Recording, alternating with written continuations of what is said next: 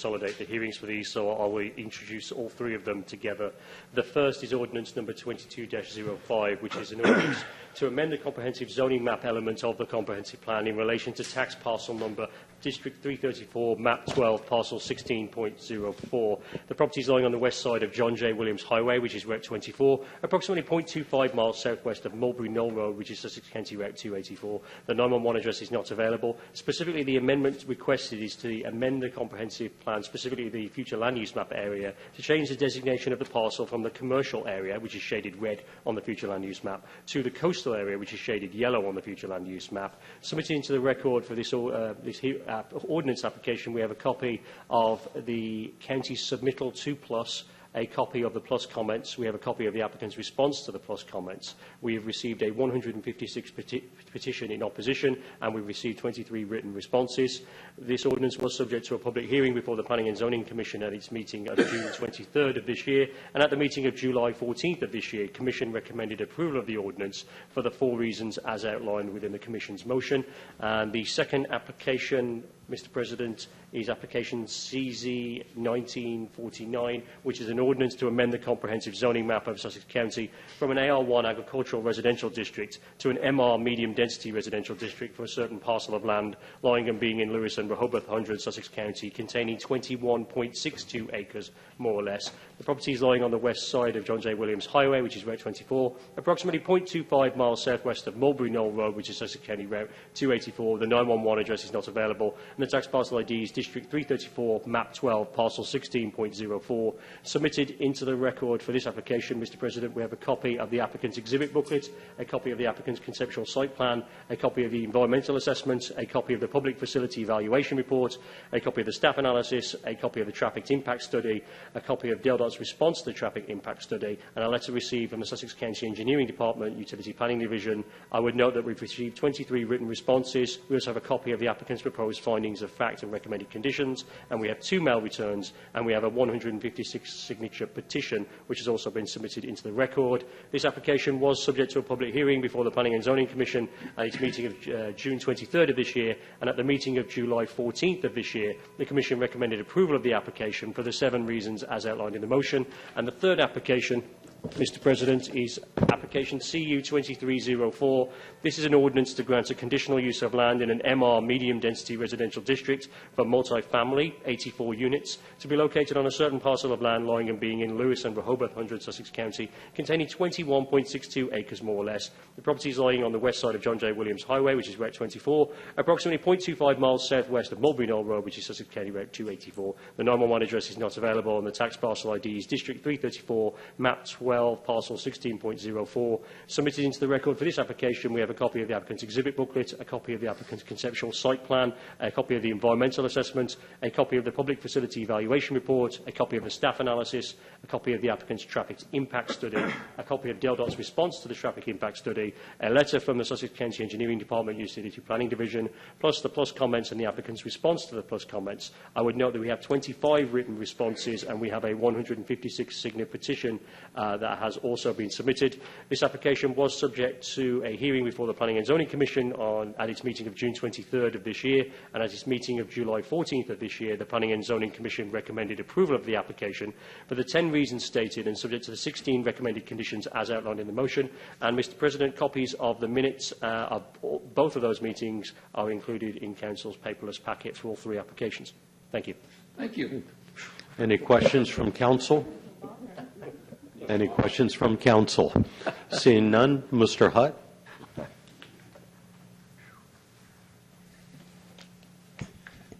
Good afternoon, members of Council. Thank you, Mr. Moore. Thank you, Mr. Whitehouse, for that introduction. Before I get too far into what I was going to present, I did want to make one slight correction to what Mr. Whitehouse introduced. There is not a traffic impact study. That is the applicant's traffic impact study. When DELDOT responded to the service level evaluation request, as is its typical practice, it included the most recent traffic impact study from an adjacent community. So it is not our traffic impact study that was submitted. Correct. My apologies. This afternoon, I am representing J.G. Townsend Jr. and Company, which is the owner and applicant for the various applications as they were just introduced by Mr. Whitehouse a moment ago.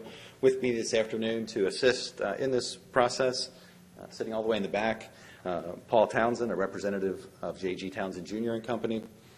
Sitting to my right and your left is Doug Motley, representing the Jack Lingo Asset Management, which would be the ultimate developer of the project. To my left, sitting right next to me a moment ago, is Ring Lardner, professional engineer with Davis, Bowen, and Friedel, who is the project engineer. Behind him is Ed Linné, another familiar face to you, a professional wetland scientist with Environmental Resources, Inc., and somebody who wasn't in my notes but I see has attended today, so I'll introduce him, is Cliff Mumford, another professional engineer with Davis, Bowen, and Friedel, who will be also assisting on this project. First, thank you for agreeing to consolidate these projects, so we only have to say all of these things one time. Before I describe the site in a little more detail and we review the site plans and the consistency of this with the area and with the comprehensive plan, I did want to start with the name of this project, which was the Howeth Farm, which is the name of a prior owner of the property. As often occurs in Sussex County, properties become known as a former owner of the property, which is the same here, which is why it's referred to as the Howeth Farm. It was certainly much larger at one point in time than it presently is. Not too long ago, it was a little more than 70 acres.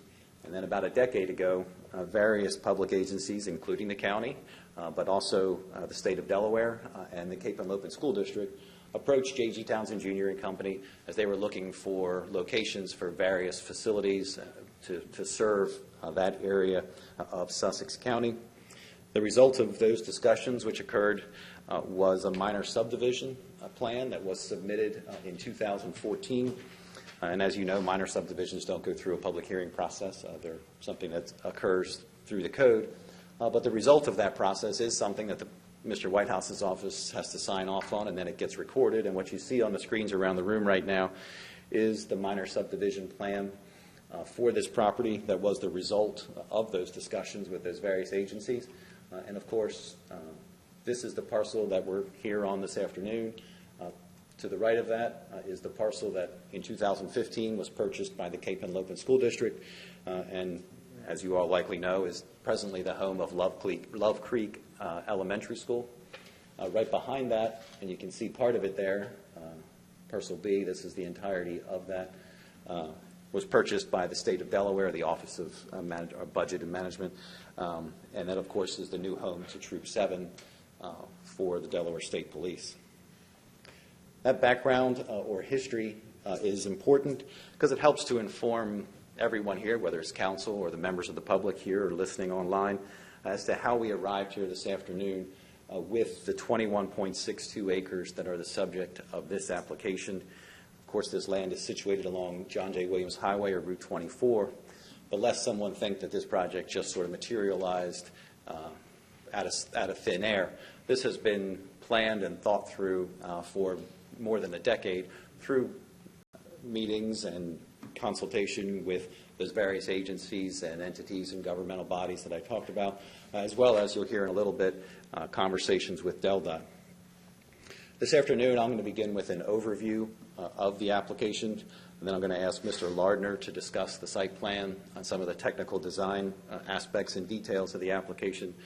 As part of Mr. Lardner's presentation, Mr. Linné will be asked to comment on his environmental review of the project as well. And then when Mr. Lardner or Mr. Linné are done, I'm going to return and provide a summary of the project's compliance with the county code and, of course, the comprehensive plan. Well, certainly the location of this property needs no introduction in Sussex County. This is a very familiar highway, the John J. Williams Highway. I will briefly review certainly the location and some of the surrounding features. On this image, Route 24 starts here on the screen and, of course, runs in this direction across Love Creek. The site is outlined in yellow with a rendering of the site shown on the tax map. As I indicated a moment ago, this is located next to Love Creek Elementary School, and you can see the Delaware Office of Management, which would be Troop 7. The neighbor to the west is the Saddle Ridge community.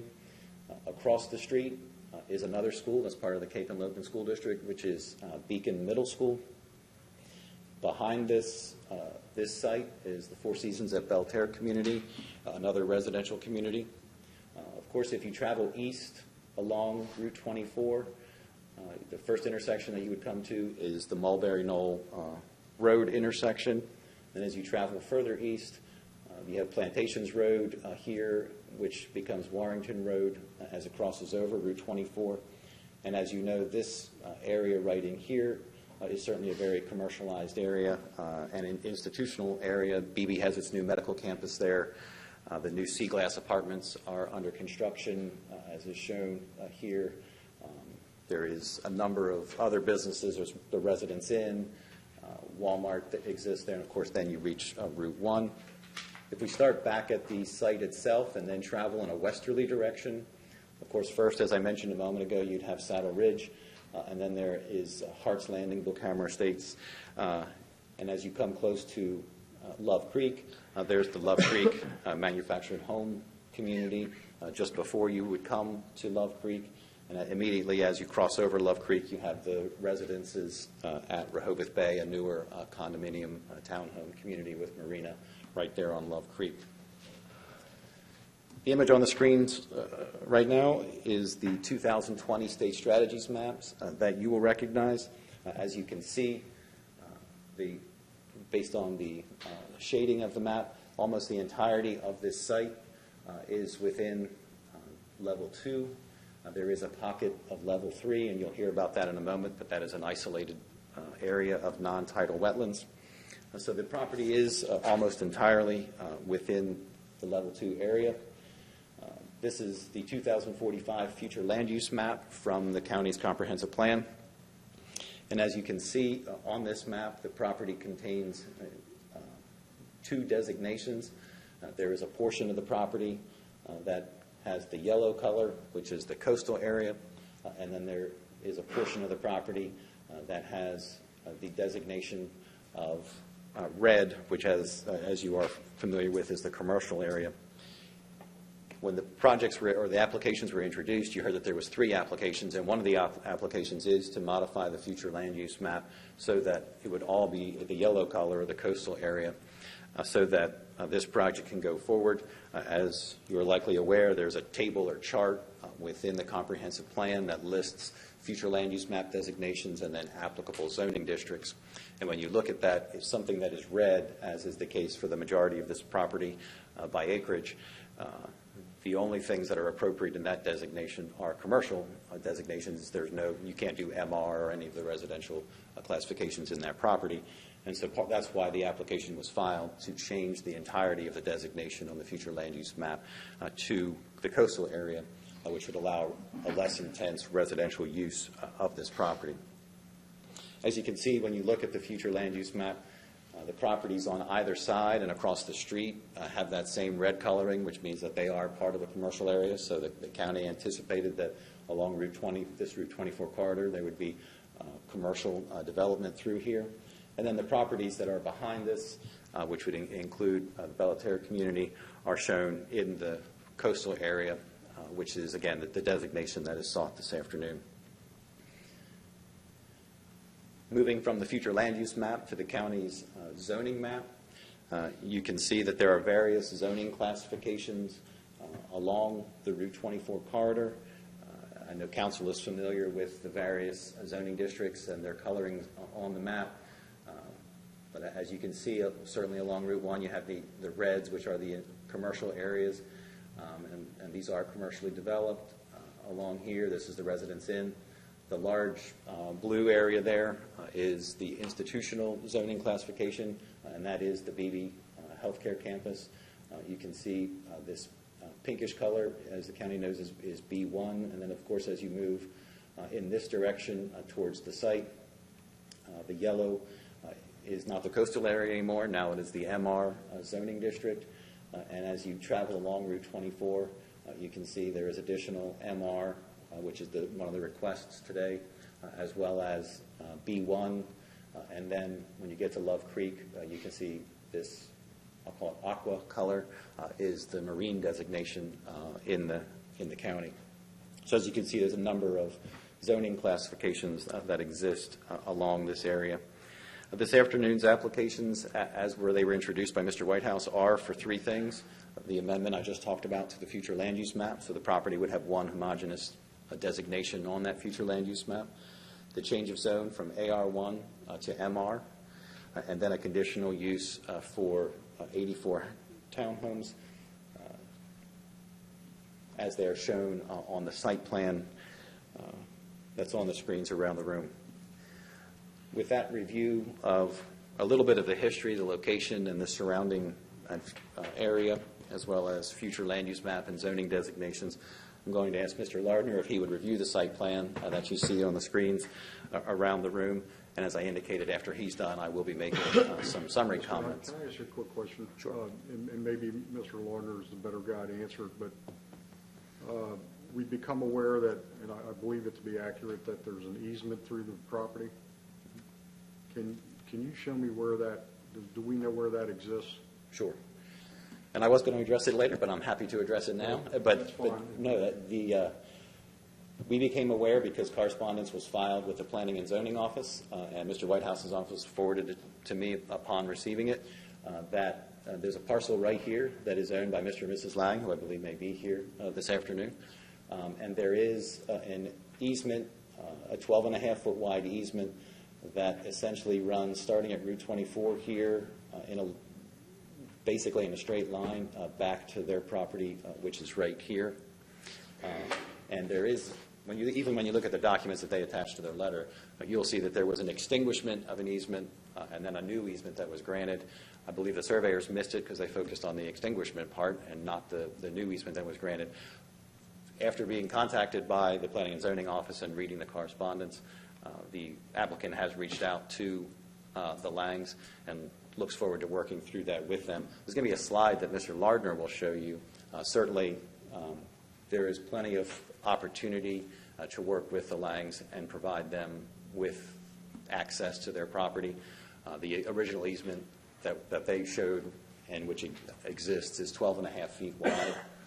And so certainly the easiest place to give them access would be simply off of a road like that right back to their property. I have no idea what their opinion is, but what would happen to this site plan, this conceptual site plan design, if the Langs decided not to cooperate? Would that be a major hurdle for the applicant to overcome? It would be. I mean, certainly you'd have to rearrange the site plan to accommodate that. I think it would be a major hurdle for the Langs to overcome as well, because they would have to install a 12.5-foot roadway, the depth of that property that would begin at Route 24, and terminate at their property. So they would, again, it would be significantly inconvenient. They'd inconvenience themselves as well. But hopefully none of that's necessary. Again, it is an ingress and egress easement, and hopefully that can be worked out, and they can, have a connection simply off of one of the internal streets. But we are in what I would say is preliminary discussions with them, and historically, and I don't mean to speak for the council, but historically, the county has not involved itself in that level. The question here is whether the zoning classification is appropriate for the property, and then if people can't reach an agreement, well then ultimately it probably wouldn't ever move forward. There would be, and Mr. Lardner couldn't design around that. But again, hopefully none of those things happen, and we're optimistic that we'll be able to work that out with the Langs now that we are certainly aware of it, and we'll work through that. So I'll ask Mr. Lardner when he comes up. There is a slide that he has that shows that proposed alternate access on it. So without further ado, I'll ask Mr. Lardner to review the site plan, unless that didn't answer your question. You did. Okay. Good afternoon, Mr. President, members of council. Again, Regan Lardner, principal and professional engineer with the firm Davis, Bone and Friedel, 1 Park Avenue, Milford, Delaware. One other thing, Mr. Schaefer, to that comment about the easement, DOTA would also have to be part of that process, and that DOTA would have to grant them a right of access off of 24. So that's another hurdle that would be thrown into the whole conversation. We could, again, hope to work it out with the Langs as well. We are aware of it, and we will work around it as necessary. As Mr. Hudd had mentioned, that the parcel land is located along the frontage of Route 24. John J. Williams Highway is classified as a major collector road per the DelDOT functional classification map. In addition, this project is located within the Henlopen Transportation Improvement District, and it is for that reason why a traffic impact study is not and was not required, because we are within that district. I'm not sure how many projects have been presented to council, but this is my first with you, and for that reason, I'd just like to take a few minutes for the benefit of the audience to kind of go over that TID. It was a joint effort between DelDOT and the county to create the TID, which looked at traffic in a much more holistic piece of the area versus project by project. And an agreement was formed and was approved on October 30th, 2020. That map shows various land uses within that area, being commercial or single family is kind of how they determine the trip generation for those projects.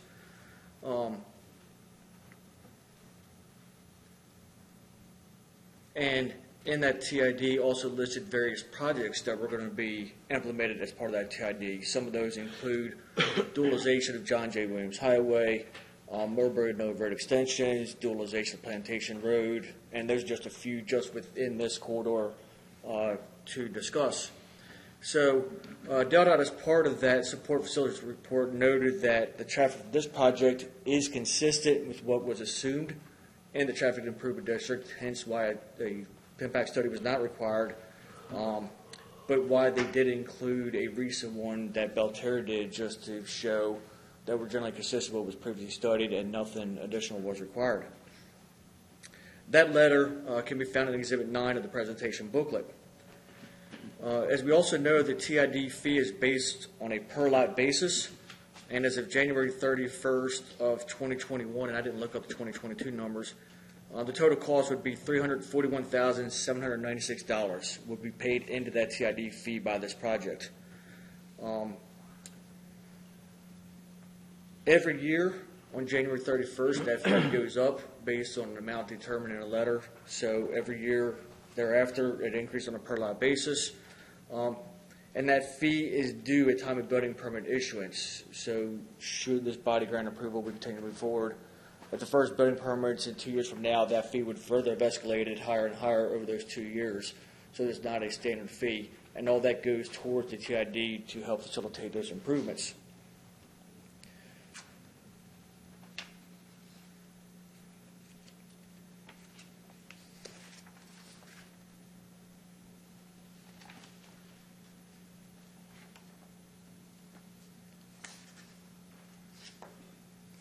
So from an environmental standpoint,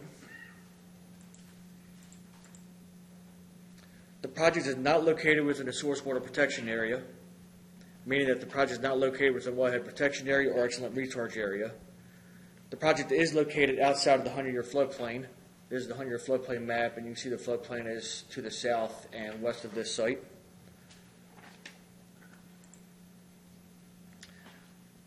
There's a small area of wetlands located here in the western property line, the common boundary line between us and Saddle Ridge. Environmental Resources have performed a delineation, and that delineation can be found in Exhibit 8 of the booklet. And furthermore, ERI completed a wildlife habitat report that can be found in Exhibit 18. So what I'm going to do is I'm going to ask Mr. Linnae to help explain the habitat report delineation he did, and when he's finished, I will come back up to further explain the site plan and how that was developed and how that complies with the county code.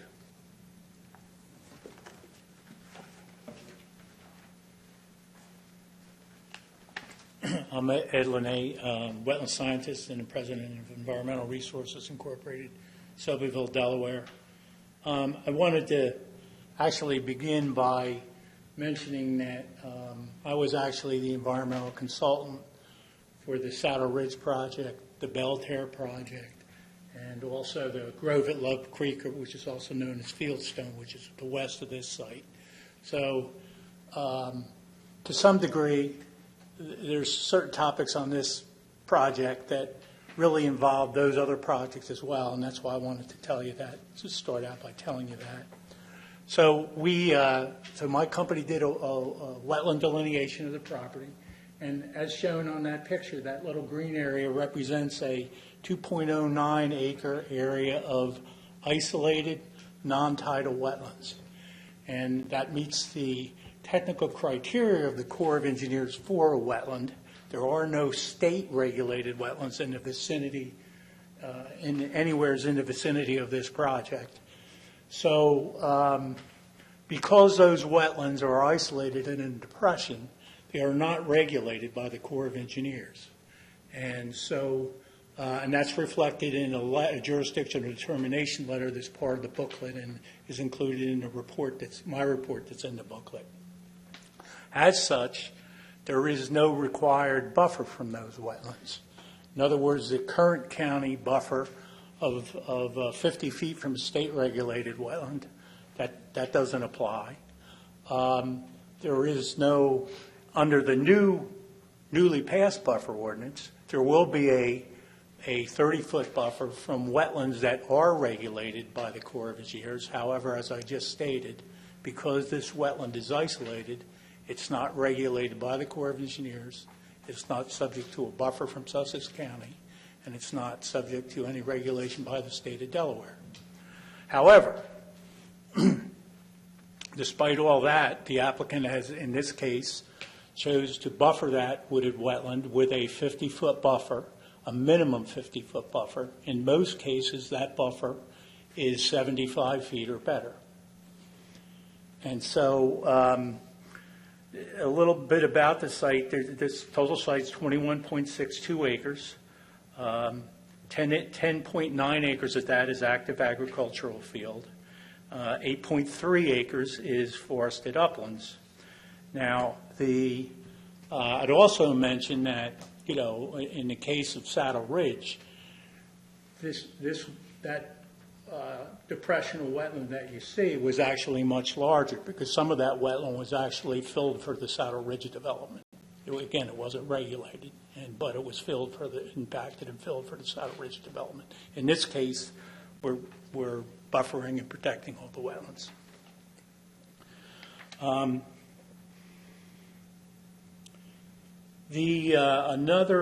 Another topic that we, and then two, the retention of forest on the site of those totals I gave. We're actually retaining that with the buffer and with the non-tidal wetlands that are not going to be impacted.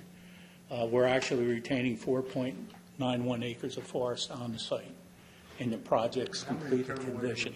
How many total acres of forest are on the site currently? 8.63 plus the wetland area, so that's roughly about 10 acres. And would you classify that as old growth forest? It's old growth is kind of a tricky term. Obviously, that depressional wetlands, I doubt that's ever been cleared, and there's no argument that the trees in there are very mature, fully grown, established forest.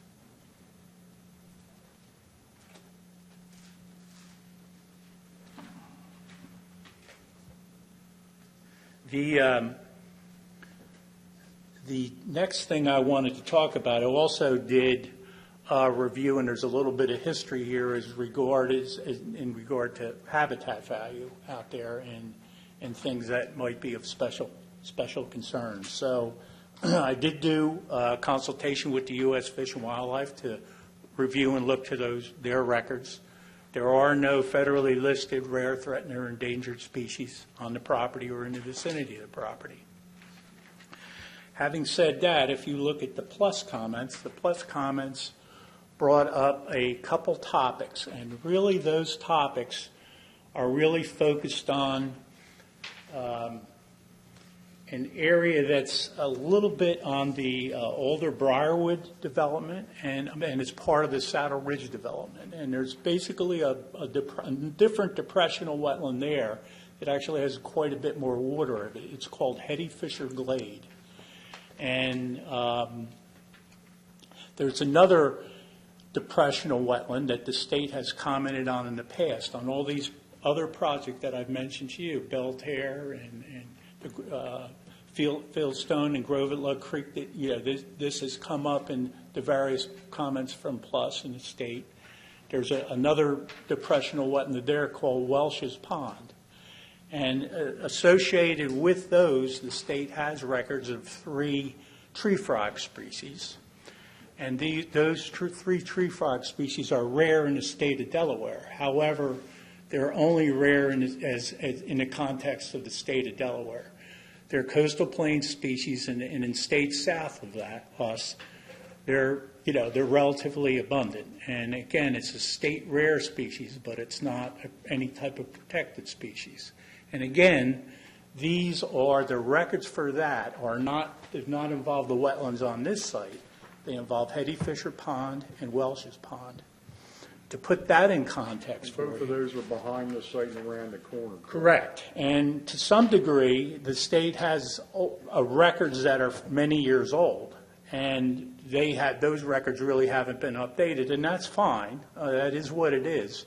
But the Briarwood development, because we didn't have a situation when that subdivision was done that wetlands couldn't be part of a lot. And I can tell you that a number of lots, actually, that Hetty Fisher Pond is their backyards, essentially, as part of their backyards. And like I said, the other part of Hetty Fisher Pond is actually part of the Saddle Ridge development. And there were buffers and things worked out, just like there were for the Grove at Love Creek, to kind of provide added protection and buffers to those areas. So that's where, that to some degree has been in place as a result of those other projects. And again, we're not talking about those things are all different than the isolated wetlands that's on this property. I did want to tell you, and there's a little exhibit that I put together in my report, that from the closest point of this project, the waters of Hetty Fisher Pond are about 740 feet away. So that's a pretty significant buffer. And the waters of the Welsh's Pond are quite a distance away. That's about 3,000 feet away in terms of where the state has identified their concerns over these 3 state rare species, which are, again, only state rare species. So, in terms of other things that might come up, I'd point out in the plus comments, it's good to realize that, because sometimes people will bring up a bald eagle or whatnot. The bald eagle is no longer a protected species under the Endangered Species Act. It's still a protected species because there's other regulations that the federal government has to protect it. And they partner with the state of Delaware. So in the plus comments, if there were any, and again, there's no report, and I'm pretty much in routine contact with one of the biologists over at DNREC, because eagle issues eagles are more frequent, and more often there's eagle issues. So they're very careful they would have been included in the plus comments. If there was a list of a nest, I don't necessarily, because the service, when I consult with the service, they don't necessarily tell me about nests. So I rely on looking at the plus comment letter and rely on the state to let us know if there's any nests nearby. And again, there are no nests, nearby this location, so that anybody's aware of any active nest. So other than that, like I said, it's again in terms of this property, there's wetlands that are being buffered where there's no buffer required. The buffer that is being provided is above and beyond what would even be required under the new county code if it were a regulated wetland, and quite a bit more than that. So I think, I guess the point I want to make is that I think they've done compare with other projects, they've done a very good job to try to, conserve a decent amount of the property and then develop a fair amount of the property and then focus that development on the agricultural part of the property. That's all I have to say. Okay.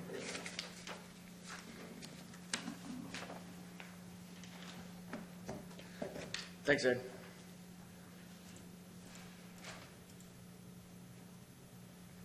So the layout of this site first began at the intersection of John J. Williams Highway and the entrance to the Love Creek Elementary School.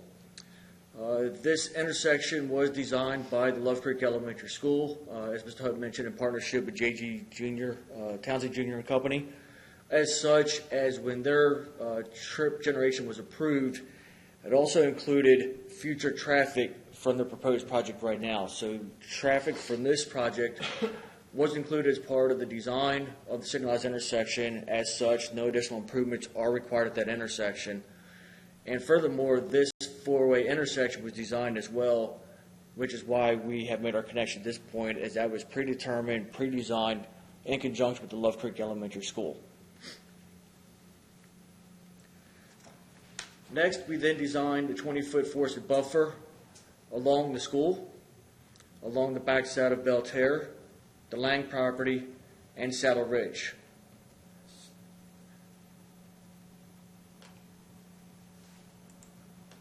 I'm going to blow this up just a little bit.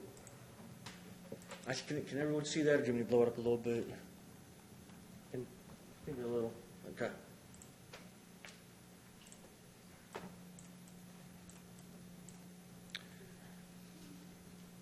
On the screen right now, there are 7 lots in Belterre that are directly impacted by proposed lots adjacent to their community.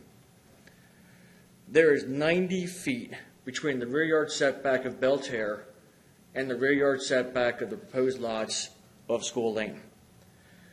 Within that 90 feet, there's a combined 40-foot landscape buffer, 20 foot on Belterre, 20 foot from School Lane, and there's approximately another 30 feet in which a existing infiltration basin exists between the rear lots of Belterre and the property line. So as such, there's 90 feet between the setbacks, which is the furthest point any home could be built on either property, and there'll be a 40-foot combined landscape buffer separating the two, so that, in essence, one house cannot see in the rear of another house as those trees begin to mature over time. Similarly, when looking at Saddle Ridge, there is also 90 feet between the rear setback line of Saddle Ridge and the side yard setback of School Lane. Within that is, again, another 20-foot combined forested buffer of School Lane, 20-foot forested buffer within Saddle Ridge, and then currently there's a proposed 30-foot grass strip here between the forested buffer and the side yard line. So the same premise is that when the buffers, actually the buffer is going to be intact because there are existing woodlands that will be used. So in the case of this particular area, the trees are already there at full growth. So again, you will not be able to see from the rear of someone's home into the side of the proposed lots. What are the proposed lot sizes on On School Lane, they're 28 by 115, slightly larger, so about 4,000 square feet plus or minus. If you need the exact number, Mr. Schaefer, I'll pull my calculator out. So that's fine.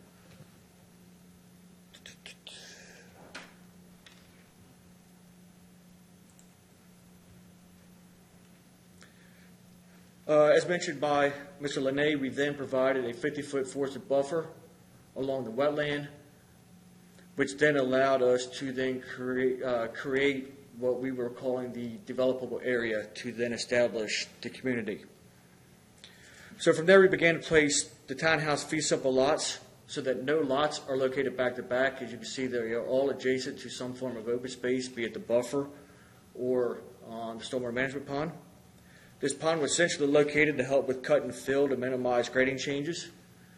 The amenity areas were located away so they would not be in the back, anyone's backyard. They kind of be off the side so we didn't have children playing and everything else in the backyard for someone trying to enjoy their backyard. Furthermore, we tried to minimize dead-end streets, and we also provided additional overflow parking throughout the community for visitors of the community besides the on-lot parking. The internal roads will meet or exceed the Sussex County road standards and will be privately maintained. Mapping and addressing has approved the subdivision name of School Lane and the road names. The amenities will include a pool house, a pool, centralized mailbox, and what I like to affectionately call the unorganized play area that could be anything at any time of the day at any season, so that children can play how they so feel without putting them in a box of how to enjoy their time. To go back one quick minor step, Mr. Hutt had mentioned, and Ms. Schaefer mentioned about the easement.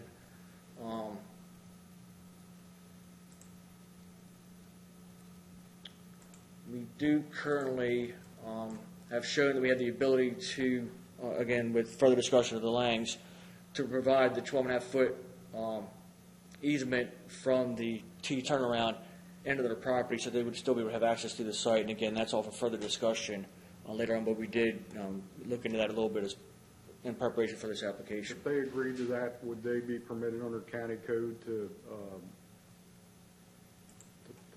blacktop that or concrete it? Yes, sir.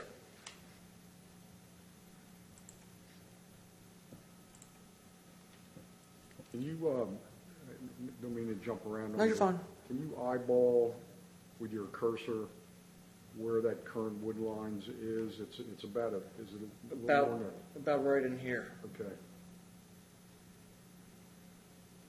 And the easement, I know Mr. Hutt used the cursor to, Follows here, goes right to about here, so it's located within the wooded area. It's not on the outside of the wooded area, it's slightly within the wooded area. but it currently, if under that conceptual plan, it would run through the middle of those units? That's correct. And again, should we not be able to come to an accord with Lang, should they not be able to work on an agreement, we would have to shift those lots one way or the other to enable the access to continue. Are there any engineering opportunities, and even with a possible different zoning designation, to preserve that woodlands and cluster the development over into the open, the open part of the property, and yield the applicant his same business opportunity?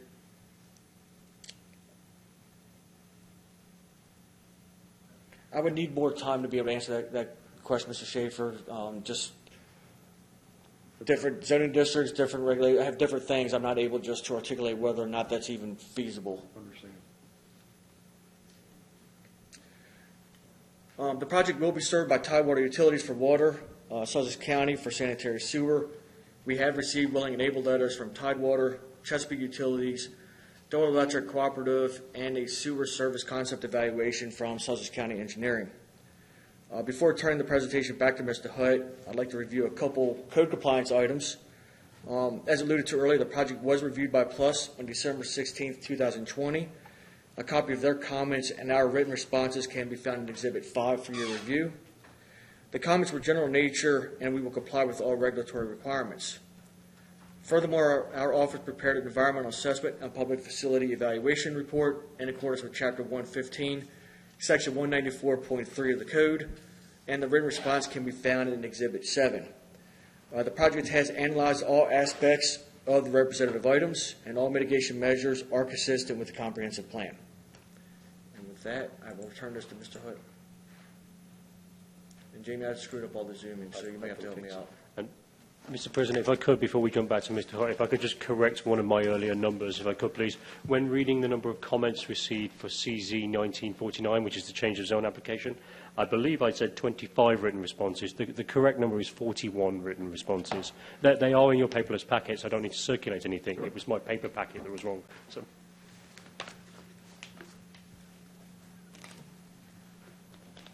Thank you. Thank you. At the outset, when I first introduced these applications, I described the state strategies map that you see on the screens around the room, and that this area is, this property rather, is almost exclusively within a Level 2 area. And as you know, Level 2 areas are areas where the state states that growth is anticipated in the near-term future. As you look at this project's compliance with those land use tools, I'll begin with the compliance with the state strategies, and wanted to read a portion of the state of Delaware's description of Level 2 areas within the state. And so this is straight from the 2020 state strategies document. It states, In investment level 2 areas, like investment level 1 areas, state investments and policies should support and encourage a wide range of uses and densities. Investments should encourage departure from the typical single-family dwelling developments and promote a broader mix of housing types, and commercial sites encouraging compact, mixed-use development where applicable. Again, that's a description straight from the state strategies for the state of Delaware and how federal, or rather state monies should be used and allocated throughout the state. And what it clearly states is that this area, and it's not just this property, of course, you can see it's all throughout this area, that there should be, it encourages growth in the near-term future and also a departure from typical single-family homes to allow the property to offer, these properties to offer a broader mix of housing types. I'm certain that that term is familiar with members on council who were here during the adoption of the most recent comprehensive plan, because that was a common theme of some of those discussions regarding the fact that Sussex County is predominantly a single-family home community, and there was opportunities that the comprehensive plan reflects where perhaps multifamily could have a greater impact within the county. And specifically, that's the housing chapter of the comprehensive plan, Chapter 8. And it talks about and sort of echoes those concerns that I just read from a description of level 2. In fact, Section 8.2 of the comprehensive plan states, while the county allows for multifamily, and then parentheses describes that as duplexes, townhouses, and apartments, the primary housing type is detached single-family, stick-built, modular, and manufactured homes. And then there's a chart that shows the percentage of single-family homes as compared to multifamily homes based upon building permits. For example, in 2016, there was 1,778 building permits granted, and 1,615, or 90.8% of those, were for single-family homes. In 2017, there was 2,068 building permits, and 1,961 of them were for single-family homes, which is 94.8%, or almost 95% single-family home. 2018, there's only a partial year because, of course, the comprehensive plan was being studied then, so there's a partial year, but during that partial year, there was 1,057 building permits that were granted, 992 of them, or 93.8% of them, were for single-family homes. And that's likely why one of the objectives in Chapter 8 was for the county to consider the ability to establish other housing types or reduce the need for a conditional use, what we're here for today, one of the things we're here for today, for a multi-family development. So with the need for that broader mix of housing being reflected in the state strategies documents, as well as in the county's comprehensive plan, of course, the question that is here this afternoon is, where are those multifamily projects? Where are those things appropriate within the county? And then more specifically, if we drill down just to this application this afternoon, are they appropriate in the coastal area, which is the designation of this property on the future land use map? Certainly part of it right now is commercial, but the request is that it would all be within that coastal area. And in Chapter 4 of the coastal area, in Chapter 4 of the comprehensive plan, which, as you know, is the land use chapter, the coastal area is described in detail. But a summary of that description, of course, is that it's an area of the county that's a growth area that can accommodate development, provided that special environmental concerns are addressed. And you just heard in detail from Mr. Linné a moment ago how not only are those environmental concerns addressed, but there really aren't environmental concerns that exist on this site specifically from the scientific study of the site that his company undertook. And in fact, rather than the developer saying, well, there is no buffer that's required presently under the code for any of those wetlands, and there is no requirement of preservation of woodlands in that. Instead, what occurred was, as Mr. Lardner was developing the project and laying out the site, a voluntary 50-foot buffer was included on the site plan surrounding the wetlands. And then, as you can see, and this is what, when Mr. Lemay commented, he commented that it's probably more like 75 feet. There is actually additional woodlands that are proposed to be preserved between that 50-foot self-imposed buffer and the units that are proposed. So there are no legal requirements that there are special environmental concerns to be addressed. However, the applicant has self-imposed requirements or proposes to self-impose requirements regarding that. But beyond those concerns, when you look at Chapter 4 in the coastal area, it talks about permitted uses. That's another section within that. And within the coastal area, the comprehensive plan states that a range of housing types should be permitted, including single-family homes, townhouses, and multifamily units. And of course, this application is for townhouses, which are a form of multifamily unit.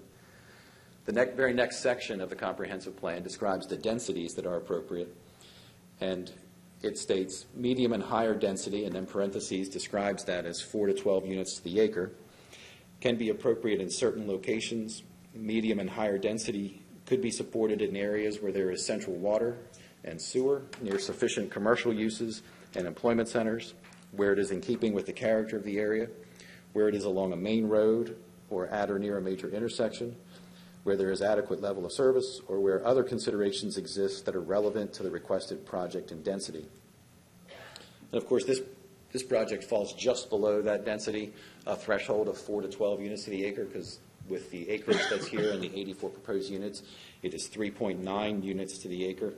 But rounding that up to 4 units to the acre, the question is, does it meet the characteristics that are found in the comprehensive plan for the coastal area that I just read? And of course, there is central water that's available through Tidewater.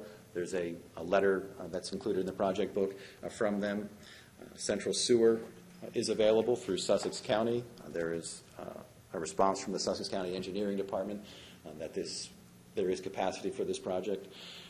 Along Route 24, of course, there are many commercial uses and employment centers. We went over a number of those when I first introduced the site. They begin certainly on Route 1, and Route 24, of course, goes well west of this property all the way to Millsboro, so there are certain, and beyond, but there are certainly a number of opportunities, whether they're on the Route 1 side or the Route 113 side, for commercial uses and employment centers. Certainly, this would be located along a main road. Route 24 or John J. Williams Highway is what DelDOT refers to as a major collector, and is certainly one of the primary east-west corridors in the county. Significant to this application, there is a signalized entrance that exists that would be used to control traffic in and out of the site. With respect to the criteria of adequate level of service, as was noted, this is in the Transportation Improvement District, which monies, of course, will be used for capital projects and future capital projects within the Henlopen and TID. The last characteristic is that it be in keeping with the character of the area. The Route 24 corridor, as has been described, and as you saw in the surrounding communities map that's on the screen, is certainly a busy commercial corridor. There's institutional uses along there, and of course there are residential uses as well.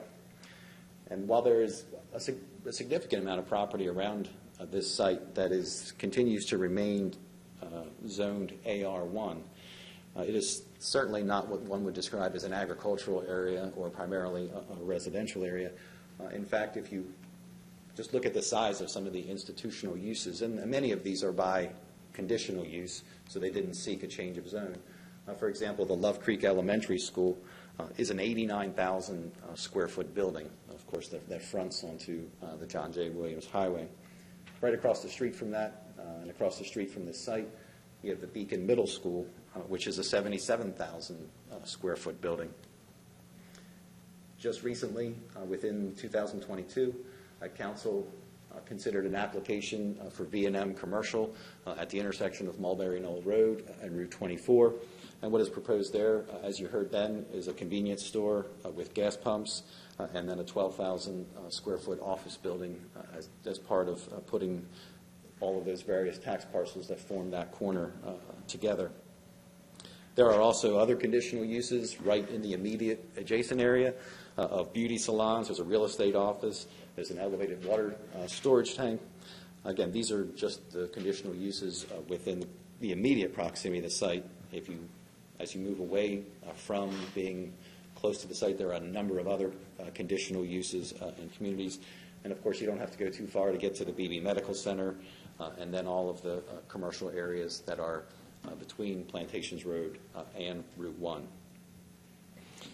At the outset, when I introduced this, I described the various zoning classifications that exist along here. And of course, the MR zoning is what is sought.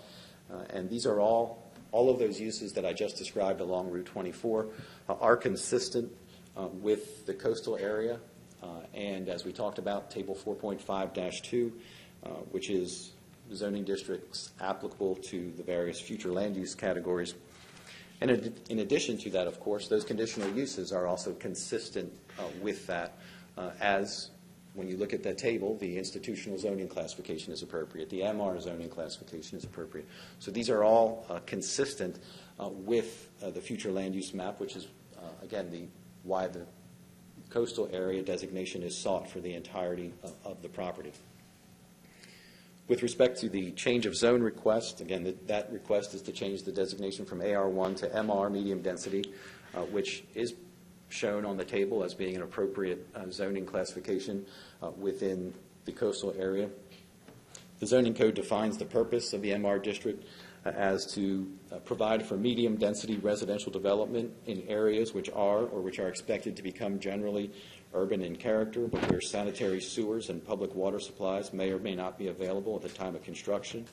And certainly, as we've just heard, there is public water and sewer that is available, and it certainly meets the criteria for medium and high density that was just described within the comprehensive plan.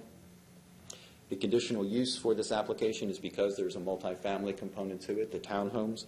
As you know, conditional uses are uses that are generally of a public or semi-public character and are essential for the general convenience and welfare.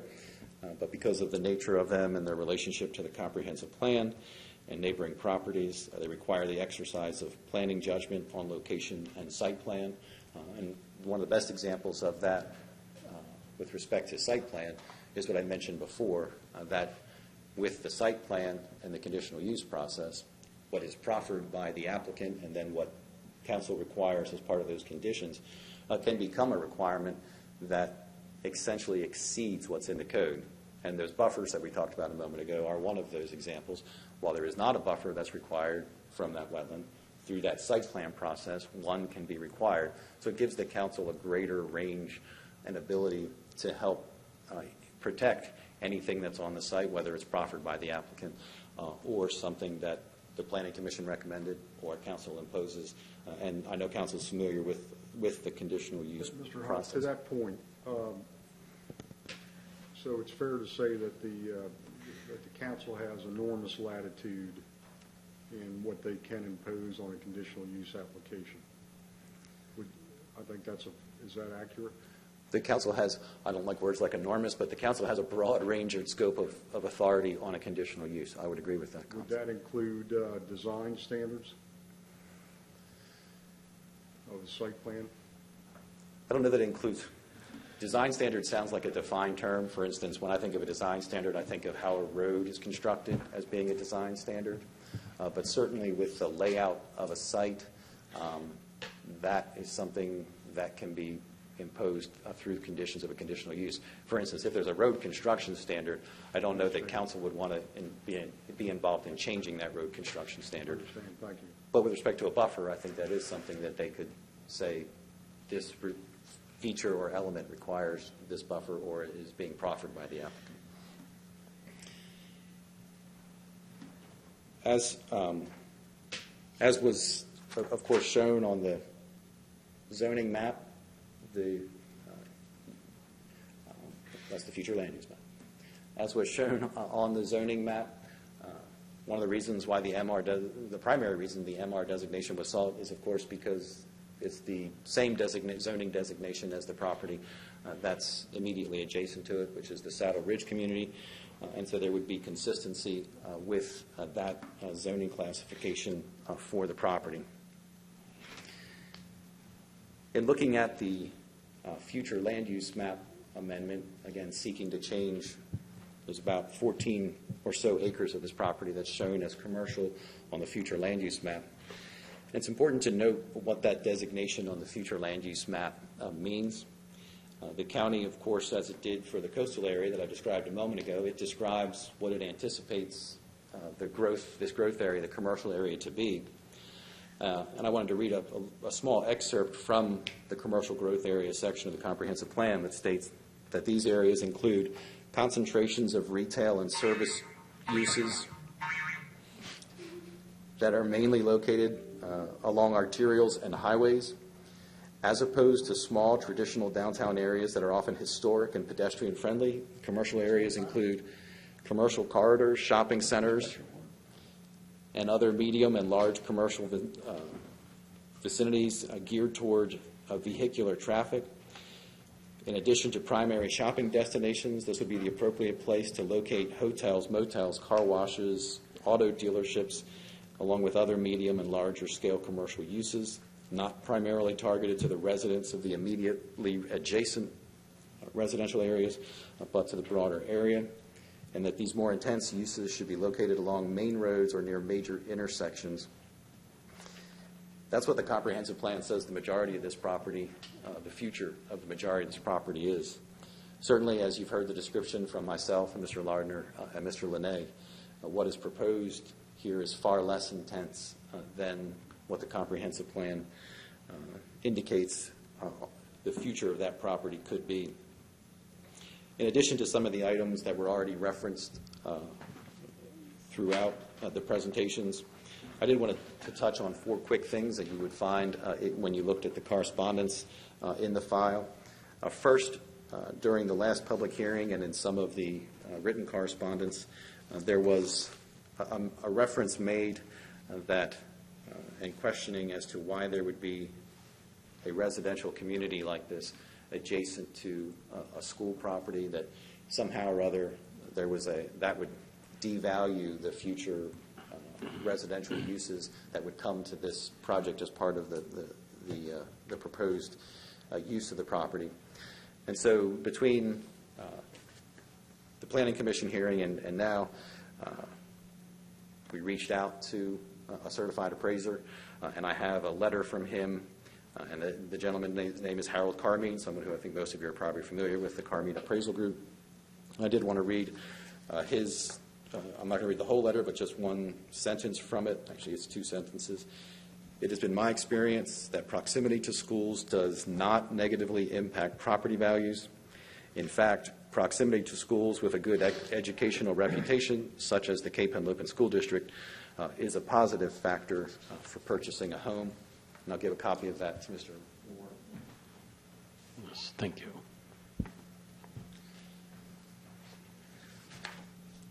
Another concern that is throughout the documents that were submitted by neighbors are traffic concerns.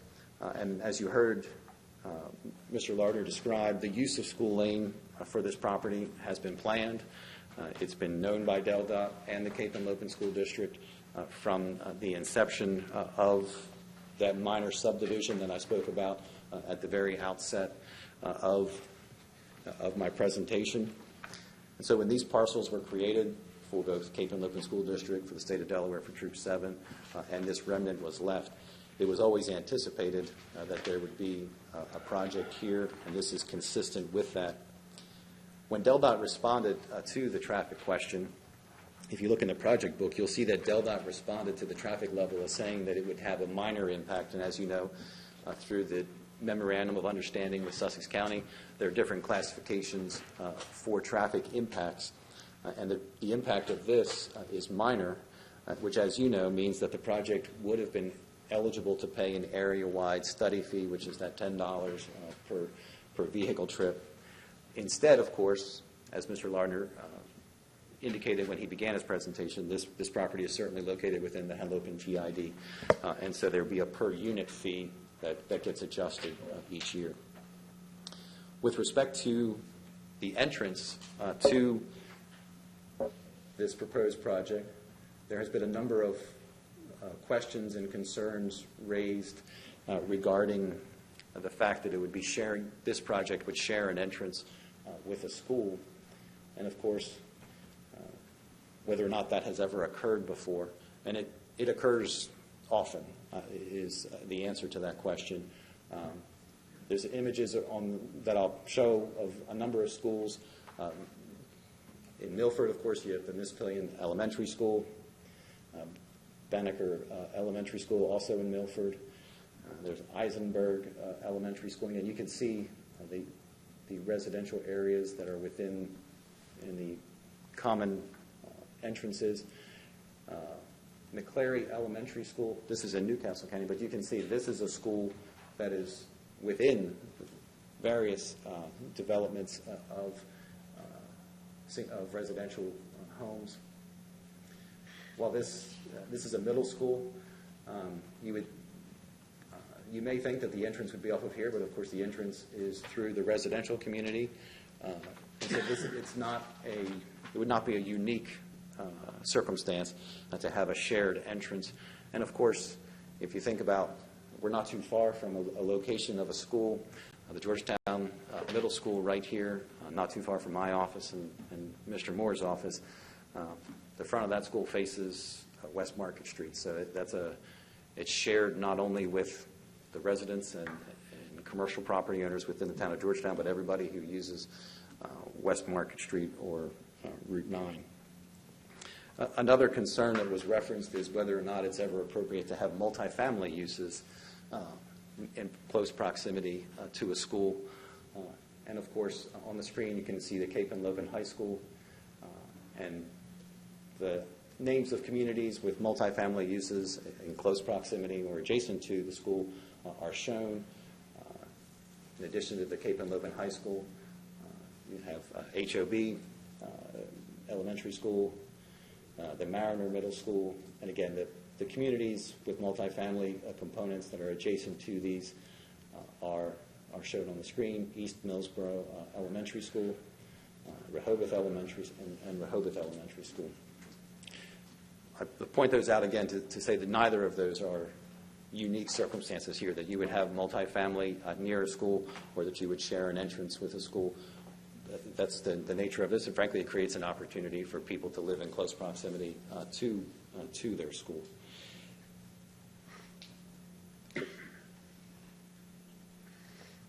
The project, as is proposed tonight, or this afternoon rather, with the three applications pending, is consistent with both Chapter 4 and Chapter 8 of the county's comprehensive plan, which, when we walk through those factors, clearly demonstrate that as the plan has described the coastal area and areas along major arterials, that this is an appropriate area for this type of zoning and a proposed conditional use for townhomes.